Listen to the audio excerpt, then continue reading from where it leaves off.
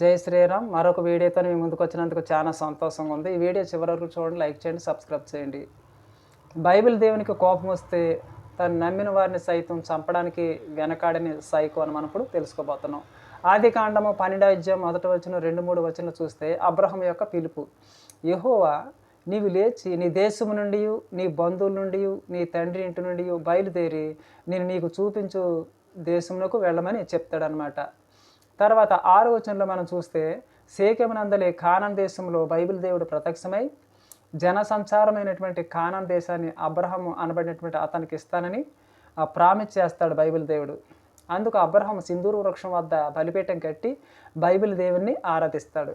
10-20 వచనంలో మనం చూసినట్లయితే అబ్రహాము కానాన్ దేశంలో వచ్చినటువంటి కరువుకి భయపడి ఐగుప్తుకి భార్యని తన తమ్ముడిని పనివాడిని తీసుకొని పారిపోతాడు అక్కడికి.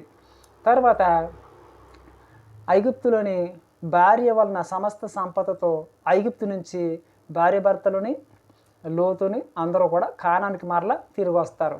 గొప్ప సంపదతో తిరిగి వస్తారు బయటికి. భార్య వలన ధనవంతుడైతాడు అబ్రహాము. ఆది కాండం 13లోని అబ్రహాము లోతు ఆస్తి వలన గొడవలయ్యి 2 వర్గాలుగా విడిపోతారు. ఆది కాండం 14లోని మనం చూసినట్లయితే అబ్రహాము లోతు ఫ్యామిలీ నిమిత్తము యుద్ధం కూడా చేస్తాడు. శత్రువులు ఎత్తుకుపోతారు లోతు ఫ్యామిలీని.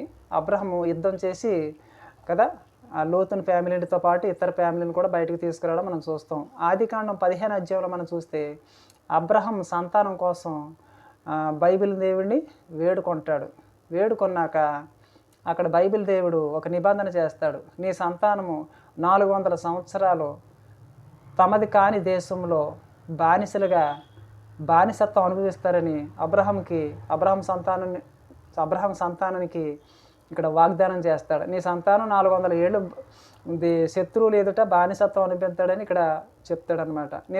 నిర్గమకాండం 2వ అధ్యాయం 12వ అధ్యాయం దాకా మనం చూస్తే ఇశ్రాయేలు ఐగుప్తులో 430 సంవత్సరాల తర్వాత విడుదల పొందుతారు. అబ్రహాంకి బైబిల్ దేవుడు చెప్పినట్లే 400 సంవత్సరాలు, మోసే జన్మించి పెరగడానికి 30 సంవత్సరాలు కలిపి 430 సంవత్సరాలు ఇశ్రాయేల్ ప్రజలు ఐగుప్తు దేశంలోని అబ్రహాము చెప్పినట్లే బానిసత్వము అనుభవిస్తారు.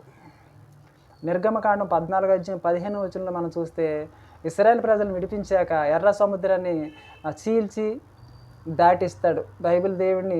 తర్వాత ఇశ్రాయేల్ ప్రజలు కీర్తిస్తారు. నిర్గమకాండం 19వ అధ్యాయం 1వ వచనం చూస్తే ఇశ్రాయేలు ఏ నెలలో విడుదల పొందినారో ఆ నెలనే ఆ మొదటి దినంగా గుర్తించి క్యాలెండరీ నిర్ణయించారు. అంతేకాకుండా పండుగలు కూడా నిర్ణయించుకున్నారు. 3వ నెలలో సీనయ అరణ్యమునకు వచ్చి ఇక్కడే బైబిల్ దేవుడు వల్ల నిబంధన తీసుకున్నారు వాళ్ళు. సంఖ్యాకాండం 14వ అధ్యాయంలో 26 నుంచి 34 వచనం చూస్తే 20 సంవత్సరాలు మొదలుకొని ముసలివారి వరకు అనగా యెహోషువ కాలేబు చిన్నపిల్లలు తప్ప అందరినీ చంపుతానని బైబిల్ దేవుడు వాగ్దానం చేశాడు. 40 ఏండ్లు ఇశ్రాయేల్ ప్రజలు అరణ్యంలో తిరుగులాడులాగున చేసి అందరినీ చంపేశాడు. ఐగుప్తు నుంచి విడిపించి సముద్రాన్ని చీల్చి నడిపించి శత్రు గుండెల్లో దడ పుట్టించిన బైబిల్ దేవుడు అరణ్యంలో ఎన్నో అద్భుతాలు చేసి మురిపించి మరిపించి నమ్మించి అరణ్యంలో తుప్పల్లోని అతి దారుణంగా చంపేశాడు ఆయన.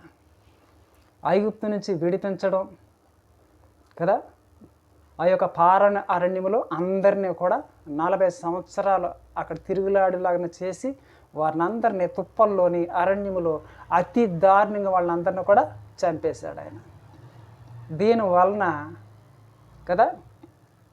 దీని వలన ఉపయోగం ఏంటి?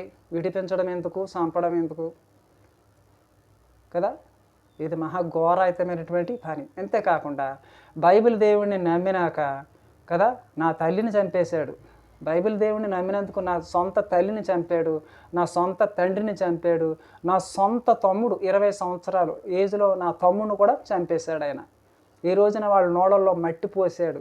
ఆయన్ని నమ్మినందుకు, ఆయన్ని వెంబడించినందుకు నా తల్లిని, నా తండ్రిని, నా తమ్ముడిని కూడా చంపేసి కదా నా జీవితాన్ని కూడా పాడు చేశాడు. ఇలాగా ఎంతమంది అయితే క్రీస్తుని విశ్వాసించి ఆయన్ని వెంబడిస్తారో వాళ్ళందరి పట్ల ఆయన సైకోలాగా ప్రవర్తిస్తూ సైకోలాగా కదా ఇది వారి యొక్క ప్రజల పట్ల నడుస్తూ అందరిని చంపుతూ ఉంటాడు. ఈ రోజున కూడా అనేక మంది తుప్పల్లో చచ్చిపోవడం, చెట్లలో చచ్చిపోవడం, పొదల్లో చచ్చిపోవడం, యాక్సిడెంట్లు అవడం ఇవన్నీ కూడా ఈ బైబిల్ సైకో దేవుడు చేసే పనులేవి. ఆ యొక్క బైబిల్ని చదవడమే మహాప్రమాదం, దాన్ని వెంబడించడమే ప్రమాదం. దాన్ని చదివిన ఆ బుక్ తెరిచిన మొదటి దినం నుంచి విశ్వాసం చూపించి బాప్తిజం తీసుకున్న కాడి నుంచి ఆ వ్యక్తి జీవితంలో అన్ని కష్టాలే, శ్రమలే, ఇరుకులే, ఇబ్బందులే. ఇది కానీ పాస్టర్లు అడిగారు అనుకో, అది సాతాను, దేవుడు కాదంటారు. నిజానికి ఇక్కడ మనం కొన్ని అధ్యాయాల్లో మనం చూసినట్లయితే ఇక్కడ కేవలము కదా తన జనాన్ని చంపుతున్నది బైబిల్ దేవుడని ఇక్కడ స్పష్టతగా మనం చూసుకున్నాం. కనుక బైబిల్ని నమ్మకండి, బైబిల్ని వెంబడించకండి, దాని వలన నష్టం తప్ప లాభం లేదని నేను తెలియజేస్తున్నాను. జై శ్రీరామ్.